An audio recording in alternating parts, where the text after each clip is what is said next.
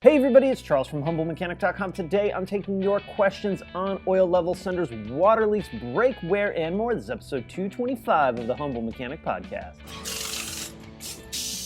Remember, in order to get a question on a show like this, email me, charles@HumbleMechanic.com, and put question for Charles in the subject. Also, if you don't see your question on a show like this, be sure to hit that quick videos playlist on YouTube where I do one question per video. You can also download and listen to the audio-only version at HumbleMechanic.com or on your favorite podcasting platform like iTunes, Stitcher, or Google. All right, let's talk about the sponsor of the day, which is CRP Automotive. CRP deals in a ton of OE maintenance and repair parts, timing belt kits, suspension components, and even fluids. In fact, they make the factory DSG fluid for Volkswagen and Audi. Check them out at crpautomotive.com. And real quick, if you want discounts to places like Black Forest, MT Knives, Sonic Tools, Adams Polishes, MyCanic, and more, check out the Crew Membership program. Great way to help support the show, but more importantly, score some awesome discounts as well as the training manuals for the VW Audi classes that I teach. So that link is down below. That's wrapped up. Let's hit the questions. First one up comes from Darren. The oil level sender light on my dash came on and I did the natural thing, replaced it with the OEM part.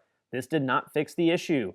Then I took it to a mechanic to check on VAG and wiring issues, but still came up with nothing. Everything seemed fine. Can you offer me any advice? Okay, any advice, man? Tough to say. So the couple of things I'd want to do is I'd want to check faults and see if there's some kind of fault related to it. Oil level sender is a pretty dumb circuit, but you really just, I would scan the car. That's kind of like step one on modern cars, is scanning all the modules of the car, not just the ECM, not just the TCM. I have seen those level senders get the wiring chewed up by critters. That comes, there's a plug at the bottom of the oil pan, and it kind of wraps around the subframe. Right where it sits in the subframe, I've seen a lot of them that were chewed up. This was a really big problem with all those diesels, the 2015 diesels, that just sat on the lot and didn't have anyone driving it or doing anything with it really. They just sat on our lot for almost, a year and a half. And critter damage. So we fixed those. Very simple, easy wiring repair. I want to say that's a 3-wire sensor, and I had a handful that I had to repin all 3 wires. That would be my first thing, because that's something you can very easily do, is just find the plug and follow it as far as you can follow it and see if there's any damage. If you don't find anything there, look at the pins of the connector, make sure they're not opened up a little bit, and make sure, as dumb as this sounds, make sure that the oil level is correct. I know, that should be numero uno, right? Making sure the oil level's correct, but double check and make sure the oil level is correct. If you don't get anywhere with those simple, easy tests, now it's time to go beyond just scanning the car. I would want to be looking at the scan tool so that I can see what the computer sees when it's indicating a low oil level issue. Also remember that when you have this oil level issue, you need to leave the key on, pop the hood, and make sure that the car sees the hood is open and then close. If it doesn't see that, it won't turn off the low oil level light, so leave the ignition on. On that note, make sure you look at the hood switch. If the hood switch is bad, the car never sees the hood open, so it never knows to go ahead and shut the light off. I know that's kind of bonkers that you have to have the key on to check the oil level with a dipstick, but you kind of do. So do those couple of things. If that doesn't get you anywhere, now we're probably going to be disassembling parts, and we are going to be doing wiring checks to and from the oil level sender, and hope that it's not anything major, because that could be a pretty expensive component. All right, next one up is from Jason. Thank you in advance for your time. I own an O2 Jetta 2-liter. The alternator went bad, and I replaced it, then had to jump the dead battery. I took it for a test drive, and it ran fine, got it up to 60 miles per hour, no problem. The next day, the car wouldn't go above 30, and the EPC and battery light came on when I inserted the key, but go away when I start the car. The check engine light has been on since I bought the car 3 months ago, and I have no way of fetching any codes, any ideas. All right, Jason, so alternator replacement, probably about as easy of a repair on a Volkswagen as it gets. But dude, you can't even go any further. Well, I shouldn't say you can't. You should not go any further until you figure out why the check engine light is on. Now, the battery light and the EPC light coming on when you turn the key on and then going away, 100% normal. They're doing their self-check. The check engine light, though, is telling you, Jason, I have a problem. Fix me. Figure me out. Man, even if you have to run it to one of the parts stores, AutoZone, Advanced Auto, have them just scan the code and see what it is. Guys, I truly think that we are at a time where if you are going to take doing it yourself, car repairs, seriously, you have to have some kind of tool to talk to computers in your car, whether that's a $6 POS from Amazon that just literally will read codes, or whether it's something like a VAGCOM on a Volkswagen or a Blue Driver, whatever it is, doesn't matter. You're going to have to be the type of DIYer that has either a laptop or your phone and has the ability to talk to cars, because you're going to spend a bunch of time doing stuff or replacing parts that you may not need. The check engine light may not be the reason the car won't accelerate over 30, but it very well and is highly likely that it is. I know there's like some old school folks that, you know, think, hey, I don't need to check the codes, or these kids today couldn't fix a car without a computer. Yes, you are right.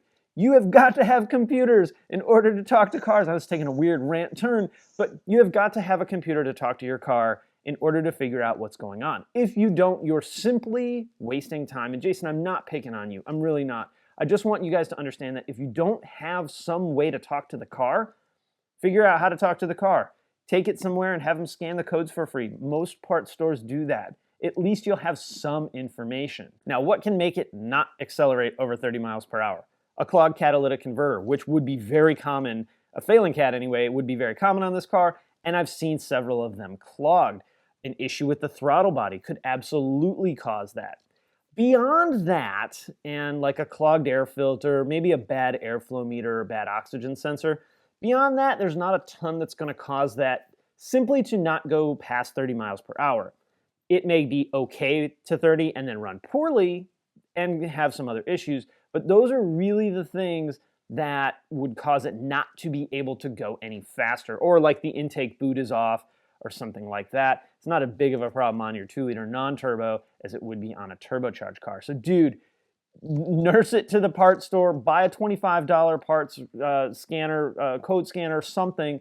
You need to get the faults checked before you waste a bunch of time and money on putting parts on a car that it may not need and it may not fix it. If you want to do a quick check of the catalytic converter for clogging, usually one, it's not that it won't accelerate, it just won't rev high, so you can only get the RPM to about 2,000 maybe, is pop the front O2 out, front oxygen sensor out, just let it dangle, make sure it doesn't touch the exhaust, but let it dangle and start it up and see. It's not the best way, but it's a really fast way to do that without having to have any extra tools or anything like that. But dude, get the codes checked. That's gonna be step number one.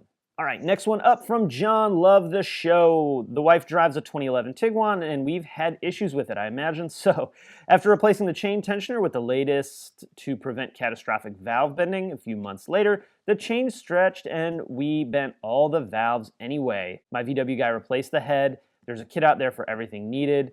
What does that tell you? Yes, it is a common problem, and I hate that now, even with new tensioners, the chains are becoming a problem, or have been a problem for a while, but we are past that now. My current problem is a water leak. The Tiguan consistently smells musty. Usually the insides of the windows are heavy with condensation on damp mornings.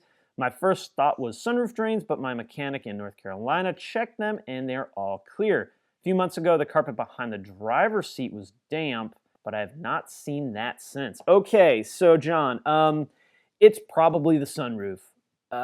Not a guarantee, right? It can be anything. It could be the seals around the windows.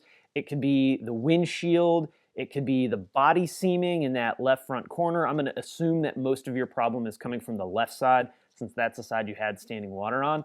But I'm going to almost bet you that it's the sunroof. It may not be the drains that are clogged, but it's probably the sunroof. So what also can happen is the hose that connects the drain can come off, and this will cause a leak right around the B-pillar, or it can come off in the front. And if you pull down the headliner a little bit right at the driver's door, oftentimes you can see water just dripping out of it. What you can do is you can create a rain situation, and this does not mean take it to the car wash and power wash right into the windows, although that'll probably show you what the problem is. This is recreating a rain event. So we'll take our garden hose with our sprayer nozzle, and we'll kind of arc the water up so that it comes straight down on it. You can get a little bit of angle so it's a little bit more forward, but if you're seeing water in the morning or after rain while the car's parked, then do it up and then down. Do that and you'll probably find your leak. I know a lot of shops will also take a garden hose and like lay it over a tree so that it rains down on the car. Water leaks can be pretty challenging to find, especially because everything is hidden. So unless you have something that's really common like panoramic sunroof water leaks, or a body seam that all of them had a problem with, they can be pretty challenging. And remember, water finds its level. So water's gonna travel around inside your car to try and find the best place to fall, right? To go to the lowest point of the car, which ends up being your carpet. But dude, you got a water leak, almost positive that it's the panoramic sunroof. The panoramic sunroofs in the Tiguans especially seem to be very prone to leaking and prone to having issues with the sunshade, and prone to, when they leak, having headliner problems. I mean, I've seen them leak out of the light. It's bad. They leak a lot. And the drains don't have to be clogged, straight up blocked, in order for that water to leak. So I would take it back. I would have them recheck it and see what the deal is with the leak, because that stuff can get pretty nasty. You also may want to consider, John, is taking the driver's seat out, which is super easy. It's 4 bolts. It comes right out. Taking the driver's seat out, taking the sill trim off, and pulling that carpet up, because if you had standing water on top of the carpet, there's usually a handful of like an inch and a half of depth difference between the top of the carpet and the floor of the car. You want to make sure that there's no water underneath the carpet either. That can saturate the padding, cause mold issues, makes for a smelly car. Most of the time what we would do is we'd pull that stuff out on one side and just pry the carpet up, shove like a 2x4 underneath it or something, and put a fan on it in order to dry the underneath. There's also body plugs that you can pop out that may help any standing water drain. But if it's just damp or wet, pry that carpet up. Don't worry about taking, the center console or anything out. You don't need to have it 5 feet off the thing, just enough to get a fan pointed on it, and probably leave it over the weekend if it's still wet. But dude, get it fixed. That can cause bad issues. All right, last one up of the day comes from Michael. I have a 2016 Passat and had the front brakes changed at the dealer about 7 months ago, upgraded to drilled and slotted rotors and EBC red stuff pads. Was at the dealer the other day and they told me the right side is already at 3 millimeters. What could have caused this, and what should I expect or ask the dealer to do? Can I talk to EBC about replacing them? Okay, so from a dealer standpoint, nothing. Because they're not going to help you out with anything, I don't think anyway, unless they found like a piece that was installed incorrectly or something where the tech was negligent on installing the parts. They're going to tell you, dude, it's aftermarket, nothing we can do. And they're right. If this was VW parts, you would have some more help from the dealer. But the dealer installed aftermarket parts, I assume that you brought to them, so they're probably not going to help you out a ton. And I get it. I get why they wouldn't at my dealer, even though we were like super mod friendly, super customer focused, probably wouldn't have been able to do much for you because we didn't have the parts, or they weren't VW, or we didn't provide them. When it comes to talking to EBC, honestly, I would call them and talk to them about it. Take some pictures, send it in on their email thing, their contact me, or call them and get an email for someone and say, look, this is my mileage when they were installed. This is the behavior of the car over that, what did you say, 7 months, and remember, in 7 months, is this 1,000 miles, 10,000 miles, 50,000 miles? That'll be a key point, is how much mileage the car has, not just time, and ask them. They may say, look, Michael, these are EBC Reds, these are technically performance or track pads. Yeah, you got the life out of them that you would expect. Or, wow, we've never seen that. That's an anomaly.